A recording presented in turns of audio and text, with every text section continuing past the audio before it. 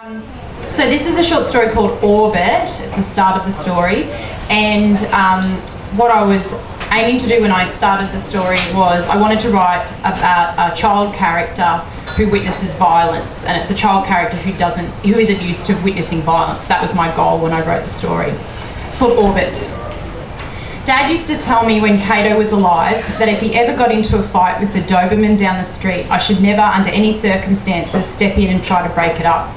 He made me promise that I would run away because Dad said even though Cato loved me, if I got between them they would rip me up. Dogs were dogs, and in the middle of a fight, Cato would forget who I was. We crossed the road. Miss Chester tells us to find our buddies and hold their hand. Dylan looks across at me and hovers his hand near mine, and I don't want to touch him either.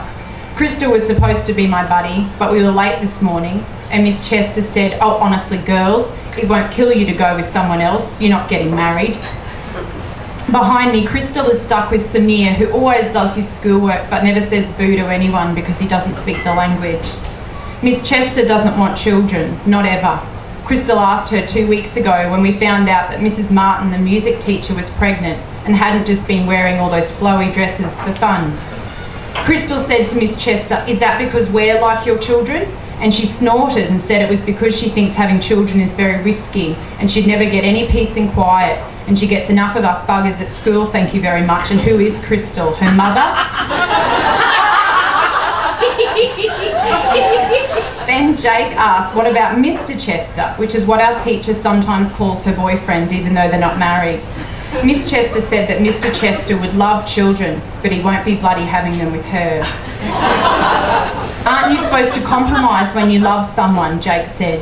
She turned her back on stupid Jake to write on the board and said yes, but not like that. In the middle of our excursion to the Orbit, Mr. Chester shows up.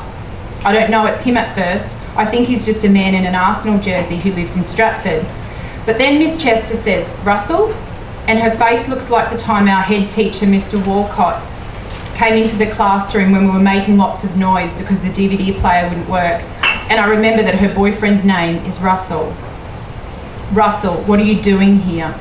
He lifts himself off the park bench beneath the Orbit. He walks through the ragged lines we've made with our excursion buddies, just ploughs on through as though he doesn't even see us in our fluoro vests, and stance right over to Miss Chester for a big kiss. But instead he grabs her arm and yanks it like he's tightening a bolt with a spanner. In 1 second, her arm is behind her back and she takes a step backwards and she says his name again and topples to the ground.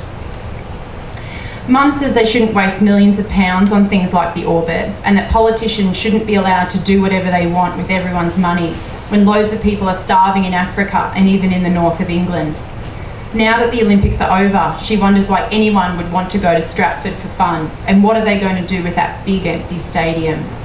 When I'm older, I'm not going to pay any tax except to buy computers in schools and hospital equipment for babies and animal rescue centres. But I wanted to go on the excursion, so last week I asked Dad to sign the letter during an ad break for Fifth Gear. "What's this then?" he said. "Miss Chester's taking us to the Orbit?" He shifted around in his recliner and the cap fell from his thighs. He skimmed the paper twice. "That thing," he said. And I thought he was going to say exactly what Mum said, and I wondered if adults only marry people who agree with them. "It's quite interesting, isn't it?" he said. "Like someone's had a bit of fun with Meccano." "Mum doesn't like it." He said. "Can I go?"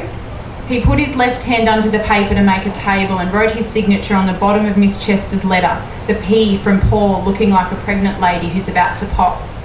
By then Fifth Gear was back on and he'd already taken his glasses from his face, and Millie was stalking her claws back onto his thighs. The Orbit has a long name that is the name of the man who built it, but everyone just calls it the Orbit, even Mayor Boris Johnson, who's very keen on it and seems to want everyone else to like it too.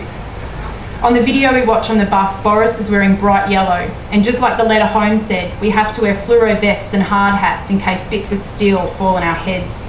Crystal's vest is too big for her, and mine smells. Our tour guide is a short man called Darren, who looks like he's just come from an action film. His hair is cut spiky even though it's grey, and he must be as old as my dad. He says he's delighted to see us.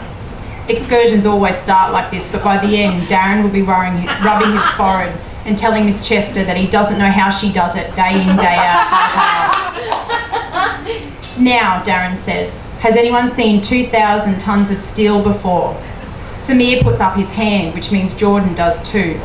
Well, boys, you probably think you have, but not like this. Darren asks Miss Chester to go first. What does the orbit remind her of? I think it looks like a roller coaster. Crystal whacks me with the back of her hand because that's what she said when we got here. Darren nods and said, yep, a lot of people say that. Someone else? There are no wrong answers. It's art. Maybe some chains, Madison says, putting up her hand at the end of her sentence so our teacher won't yell. Dylan says, like an alien spreading DNA over its host. A rocket? Says one of the Smith twins. A rocket, hey?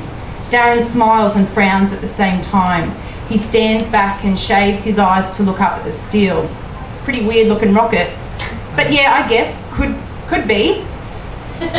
After we've been to the observation deck at the top and Crystal and I can't find anywhere to carve our names, and the view of the stadium is okay, but also a bit boring because you can look at it on Google, Miss Chester says it's time to go, and we take the lift to the bottom and we burst out into the sunshine. Find your buddies for lunch, she says. Crystal forgets the bit about Samir being her buddy and she crash tackles me with a hug. I see a man in a red jersey sitting on a bench and lots of other people wandering around, taking photos and drinking from water bottles because it's hot. People can only come to the orbit for a few months before they close it again. We're lucky to be here.